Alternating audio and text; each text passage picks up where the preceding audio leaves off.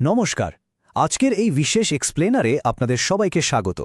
মাধ্যমিক ভৌতবিজ্ঞানের আলো বা লাইট চ্যাপ্টারটা নিয়ে অনেকেই কিন্তু বেশ চিন্তায় থাকেন, তাই না? কিন্তু আজ আমরা চমৎকার সব ভিজুয়ালের সাহায্যে এই পুরো বিষয়টাকে একেবারে জলের মতো সহজ করে ফেলব। কোনো রকম একঘেয়ে মুখস্থবিদ্যা নয়, বরং আমরা লজিক দিয়ে খুব সুন্দরভাবে গুছিয়ে ধাপে ধাপে পুরো কনসেপ্টটা ক্লিয়ার করব। তো চলুন শুরু করা যাক। শুরুতেই একটা দারুণ ইন্টারেস্টিং প্রশ্ন দিয়ে আজকের আলোচনাটা স্টার্ট করা যাক। ভেবে দেখেছেন কি একটা সাধারণ কাচের প্রিজম কিভাবে সাদা আলোকে ভেঙে চমৎকার 7 রঙের রামধনু তৈরি করে ফেলে, অথচ একটা কাচের স্ল্যাব কিন্তু তা একেবারেই পারে না? কেন বলুন তো? প্রশ্নটা শুনতে খুব সাধারণ মনে হলেও বিলিভ মি, এর পেছনের ফিজিক্সটা কিন্তু জাস্ট অসাধারণ। আর আমাদের আজকের এই সম্পূর্ণ এক্সপ্লেনারে আমরা ঠিক এই রহস্যটাই ভেদ করতে চলেছি। আজকের আলোচনায় আমরা যে বিষয়গুলো কভার করব তার একটা কুইক লিস্ট দেখে নেওয়া যাক। প্রথমে থাকছে গোলীয় দর্পণ ও লেন্স, এরপর আলোর প্রতিসরণ ও প্রিজম, তারপর মানুষের চোখ ও দৃষ্টি, এরপর থাকছে আলোর বিচ্ছুরণ ও বিক্ষেপণ, সবশেষে গুরুত্বপূর্ণ গাণিতিক সূত্রাবলী এবং মাধ্যমিকের সম্ভাব্য কিছু প্রশ্নোত্তর। ব্যাস, এই স্ট্রাকচারটা ফলো করেই পুরো চ্যাপ্টারটাকে আমরা একটা ফটাফাটি ক্র্যাশ কোর্সে পরিণত করব। 1 নম্বর, গোলীয় দর্পণ ও লেন্স। আচ্ছা, বাস্তব জীবনে দর্পণের ব্যবহারগুলো খেয়াল করলে দেখবেন ব্যাপারটা সত্যিই খুব চমকপ্রদ। এই যেমন উত্তল বা কনভেক্স দর্পণ, এগুলো গাড়ির রিয়ার ভিউ মিররে প্রচুর ব্যবহার করা হয়। কারণটা খুব সিম্পল, এটি পেছনের অনেক বড় একটা অংশের সোজা আর ছোট একটা প্রতিবিম্ব তৈরি করে, ফলে ড্রাইভার খুব সহজেই পেছনের অনেকটা রাস্তার ভিউ পেয়ে যান। অন্যদিকে অবতল বা কনকেভ দর্পণ কিন্তু আলোকে একটা নির্দিষ্ট বিন্দুতে একদম ফোকাস করতে পারে। তাই গাড়ির হেডলাইটে জোরালো সমান্তরাল আলোকরশ্মি পেতে অথবা দাঁতের চিকিৎসায় ডেন্টিস্টরা এই অবতল দর্পণটাই বেশি ব্যবহার করেন। মানে দর্পণের বক্রতা কিভাবে তার কাজটা নির্ধারণ করছে, এটা কিন্তু তার একটা পারফেক্ট এক্সাম্পল। দর্পণ তো হলো, এবার একটু লেন্সের দিকে আসা যাক। এদের প্রতিবিম্ব গঠনের ক্ষেত্রে পার্থক্যগুলো কিন্তু একদম ক্লিয়ার কাট। উত্তল লেন্স সাধারণত সৎ এবং অবশিষ্ট প্রতিবিম্ব তৈরি করে, তবে হ্যাঁ, বস্তু যদি খুব কাছাকাছি থাকে তাহলে অসৎ প্রতিবিম্ব তৈরি হতে পারে। কিন্তু অবতল বা কনকেভ লেন্সের ক্ষেত্রে সবচেয়ে ইম্পর্টেন্ট পয়েন্টটা হলো এটি সবসময়, হ্যাঁ সবসময়, অসৎ, সমশীর্ষ এবং বস্তুর চেয়ে ছোট আকারের প্রতিবিম্ব তৈরি করে। পরীক্ষার জন্য এই ডিফারেন্সটা কিন্তু একদম জলের মতো পরিষ্কার থাকা চাই। আচ্ছা, এবার দেখা যাক এই কনসেপ্টটা ঠিক কিভাবে কাজ করে। ধরুন একটা উত্তল লেন্সকে আপনি বিবর্ধক কাচ বা ম্যাগনিফাইং গ্লাস হিসেবে ব্যবহার করতে চাইছেন। তার জন্য প্রধান শর্তটা কি হবে? শর্তটা হলো বস্তুকে লেন্সের ফোকাস দূরত্বের চেয়ে কম দূরত্বে রাখতে হবে। এর ফলে যে প্রতিবিম্ব বা ইমেজটা তৈরি হবে সেটা হবে অসৎ, সমশীর্ষ এবং বিবর্ধিত। সোজা কথায় বস্তুটিকে সোজা দেখাবে আর আকারে অনেক বড় দেখাবে, একেবারে ম্যাজিকের মতো, তাই না? 2 নম্বর, আলোর প্রতিসরণ ও প্রিজম। দেখুন, আলোর প্রতিসরণের একেবারে মূলে যে বিষয়টা রয়েছে সেটা হলো প্রতিসরাঙ্ক বা রিফ্র্যাক্টিভ ইন্ডেক্স। এটা আসলে কি? এটা হলো শূন্য মাধ্যমে আলোর বেগ এবং ওই নির্দিষ্ট মাধ্যমে আলোর বেগের একটা সিম্পল অনুপাত। এটিকে মিউ দ্বারা প্রকাশ করা হয়।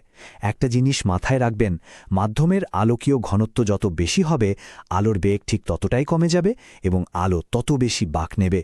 অর্থাৎ আলো কতটা বেঁকে যাবে তার পুরো কন্ট্রোলটাই রয়েছে এই প্রতিসরাঙ্কের হাতে। এবার প্রিজমের ভেতর দিয়ে আলোর জার্নিটা একটু স্টেপ বাই স্টেপ ইমাজিন করা যাক। প্রথমে আলো প্রিজমের প্রথম আয়াতাকার প্রতিসারক তলে এসে আপতিত হয়। এরপর ওই ঘন কাচের মাধ্যমে প্রবেশ করার সময় প্রথমবার প্রতিসরণ ঘটে আর আলো অভিলম্বের দিকে কিছুটা বেঁকে যায়। তারপর প্রিজম থেকে বেরিয়ে আবার বায়ুমাধ্যমে আসার সময় দ্বিতীয়বার প্রতিসরণ ঘটে আর এবার আলো অভিলম্ব থেকে দূরে সরে যায়। ফাইনালি আলো একটি নির্দিষ্ট চ্যুতিকোণ বা অ্যাঙ্গেল অফ ডেভিয়েশন নিয়ে প্রিজম থেকে নির্গত হয়। প্রসেসটা কিন্তু বেশ ইন্টারেস্টিং। আর ঠিক এখানেই লুকিয়ে আছে আমাদের সেই একদম শুরুর প্রশ্নটার উত্তর। মনে আছে তো? একটা কাচের স্ল্যাবের মধ্যে দিয়ে আলো গেলে তার কিন্তু কোনো কৌণিক চ্যুতি বা অ্যাঙ্গুলার ডেভিয়েশন হয় না। কেন? কারণ একটা আয়তাকার কাচের স্ল্যাবকে আপনি পাশাপাশি উল্টো করে রাখা দুটো আইডেন্টিক্যাল প্রিজম হিসেবে ভাবতে পারেন। প্রথম অংশ আলোকে যতটা একদিকে বাঁকায়, ঠিক উল্টো দিকের অংশ ততটাই আবার বিপরীত দিকে বাঁকিয়ে দেয়। দুটো মিলে ইফেক্টটা পুরোপুরি ক্যান্সেল আউট হয়ে যায়, ফলে আপতিত এবং নির্গত রশ্মি পরস্পর একদম সমান্তরাল থাকে। মানে এই চমৎকার সিমেট্রির কারণেই কাচের স্ল্যাব আলোকে স্থায়ীভাবে বাঁকাতে বা রামধনু তৈরি করতে পারে না। 3 নম্বর, মানুষের চোখ ও দৃষ্টি। ফিজিক্সের এই লেন্সের সূত্রগুলো কিভাবে আমাদের প্রতিদিনের জীবনে, স্পেশালি আমাদের চোখের ক্ষেত্রে কাজ করে সেটা দেখাটা কিন্তু সত্যি খুব রোমাঞ্চকর। চোখের দুটো খুব কমন ত্রুটি আর তার প্রতিকার আমাদের জানা থাকাটা ভীষণ জরুরি। প্রথমটা হলো মায়োপিয়া বা হ্রাস্যদৃষ্টি। যাদের এই সমস্যা থাকে তারা কাছের জিনিস স্পষ্ট দেখতে পেলেও দূরের জিনিস দেখতে বেশ সমস্যায় পড়েন। এটা কারেক্ট করতে ব্যবহার করা হয় অবতল বা কনকেভ লেন্স। আর দ্বিতীয়টা হলো হাইপারমেট্রোপিয়া বা দীর্ঘদৃষ্টি, যেখানে কাছের জিনিসটাই অস্পষ্ট দেখায়। এর প্রতিকারের জন্য আবার উত্তল বা কনভেক্স লেন্সের প্রয়োজন হয়। কনফিউশন এড়াতে এই দুটো পয়েন্ট কিন্তু খুব ভালোভাবে মনে রাখবেন। 4 নম্বর, আলোর বিচ্ছুরণ ও বিক্ষেপণ।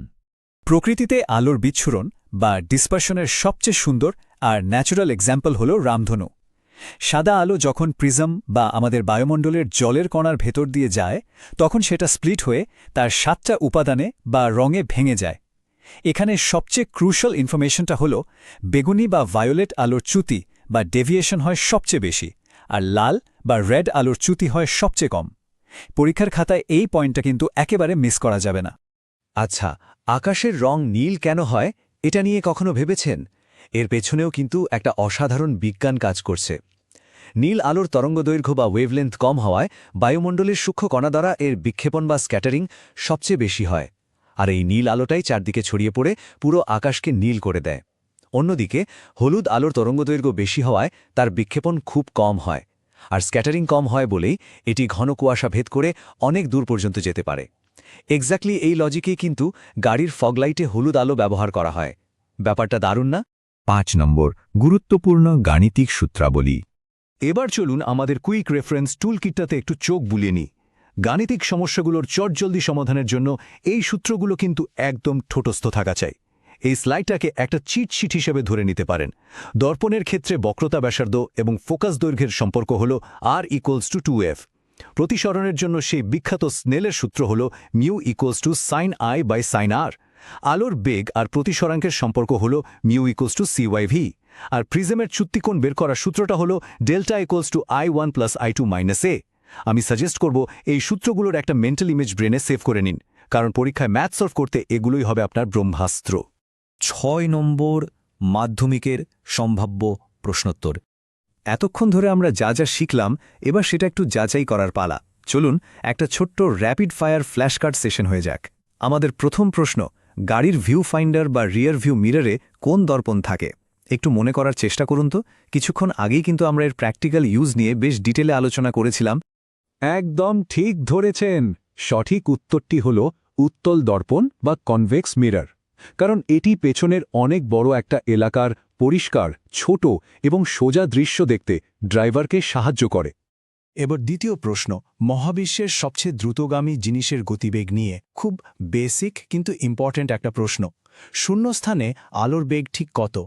এর উত্তর হল 3 × 10⁸ মিটার/সেকেন্ড। এটা একটা অ্যাবসলিউট কনস্ট্যান্ট বা পরম ধ্রুবক। আর হ্যাঁ, এটা এমন একটা ইনফরমেশন যা পরীক্ষায় কিন্তু বারবার ঘুরিয়ে ফিরিয়ে আসে, তাই ভুললে চলবে না। তো আজ আমরা আলোর অনেক অজানা দিক নিয়ে জানলাম, কিন্তু শেষ করার আগে একটা ভাবনার খোরাক দিয়ে যাই আপনাদের।